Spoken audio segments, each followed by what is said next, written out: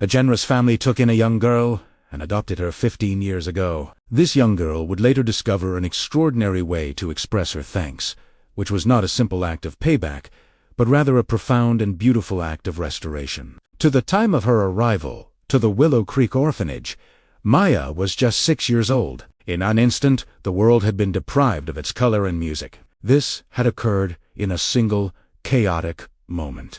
In a car accident when she was only 5 years old, she had lost both of her parents, who were both exceptionally talented and enthusiastic aerospace engineers. They had become her entire universe, to the point where their modest home was filled with blueprints of constellations, the aroma of solder, and thoughts of rocket fuel and faraway stars. In the aftermath of the tragic event, distant relatives came like vultures and divided her parents' estate in a methodical manner, including the funds, the house, and the treasures. However, there were no takers for the young girl who was quiet and had sunken eyes. She was a live reminder of a tragedy that they did not want to bother themselves with any longer. The orphanage received her with a small suitcase and a quiet that shouted.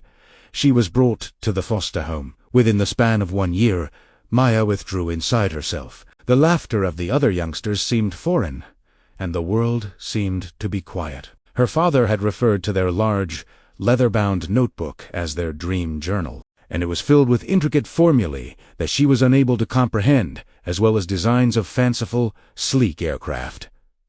She clung to this one possession throughout her entire life. Then, on a day that seemed to be no different from any other day, her 6th birthday, a fact that was only known to the records of the institution, fate, or perhaps something more deliberate, intervened. During their visit, the Charlotte family brought with them a flurry of joyful noise and unbridled activity. They already had 4 children, 2 males who were full of energy and 2 girls who were full of spirit. Sarah Charlotte, the mother, was a gardener whose touch could make anything bloom, and Thomas Charlotte, the father, was a carpenter with hands that could shape wood into beauty. Thomas Charlotte was the proud father of the Charlotte family. Sarah spotted the young girl curled up in a corner, not with a doll, but with a notebook full of what appeared to be advanced calculus. This occurred while the other children were competing for attention. Inquisitive queries were not asked by her. She did little more than sit next to her and utter the words.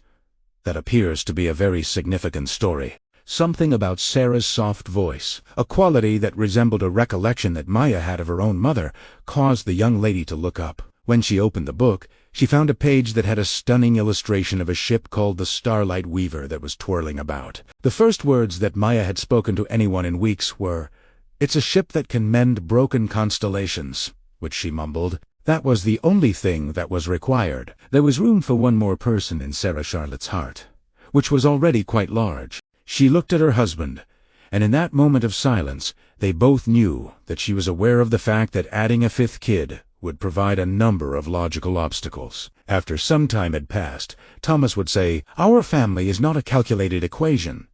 It's a magnificent ecology that's also really turbulent. Also, there is room for one more dreamer to be there."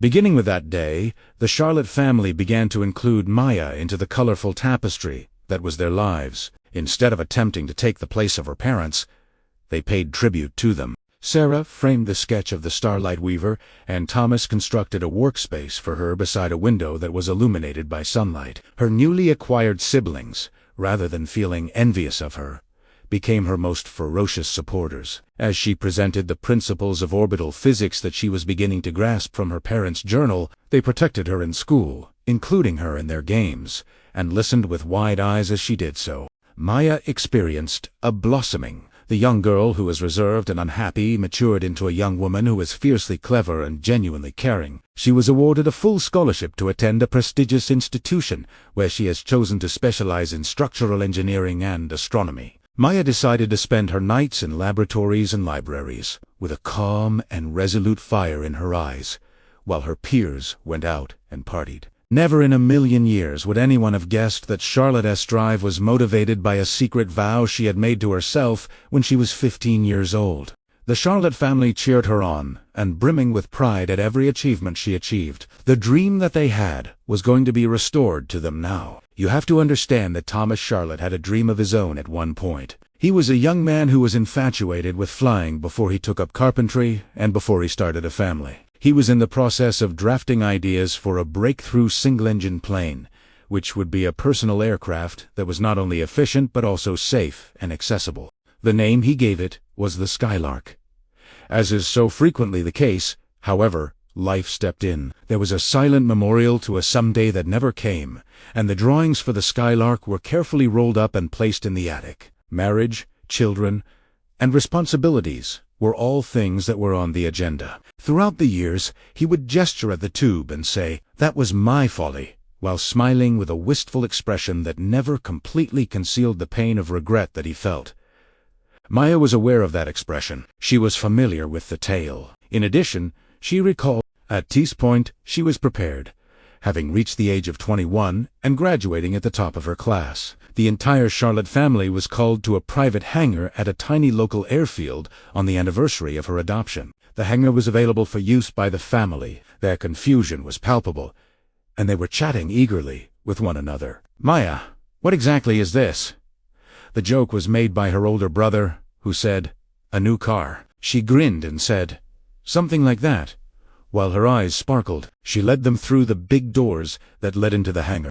The interior, which was lighted by a single ray of sunshine, did not contain a vehicle. It turned out to be an airplane. However, this was not any ordinary airplane. That bird was the Skylark. Maya had not only constructed his previous design alone, she had re-engineered the plan that Thomas had given her 30 years earlier by utilizing her expertise in contemporary composite materials, avionics, and the aerodynamic concepts that her own parents had taught her. She had utilized her scholarship stipend and taken on private design contracts in order to finance the project, and she had spent every spare moment of her undergraduate years engaging in these activities. The cockpit was outfitted with cutting-edge glass spindle instruments, and the fuselage was sleek and lightweight, made of carbon fiber. However, the essence of the design, including the graceful curve of the wings and the overall spirit of the aircraft, was undeniably Thomas's. Even though there was complete silence in the hangar, Thomas Charlotte, the stalwart and reliable carpenter, started crying. He moved forward, his fingers shaking as he touched the wing, and he traced the name Skylark that was painted on the side of the wing in an excellent manner. "I am unable to comprehend." "How?" he stutteringly asked. However, Maya was not a bright engineer as she stood before him. Rather, she was the young girl whom he had provided with a home. She spoke with a voice that was loud and clear, and it reverberated throughout the hangar. "You gave me a family," she said. "I have a future because of you. You have shown me that a dream does not perish. Rather, it only waits for the appropriate hands to help it become a reality.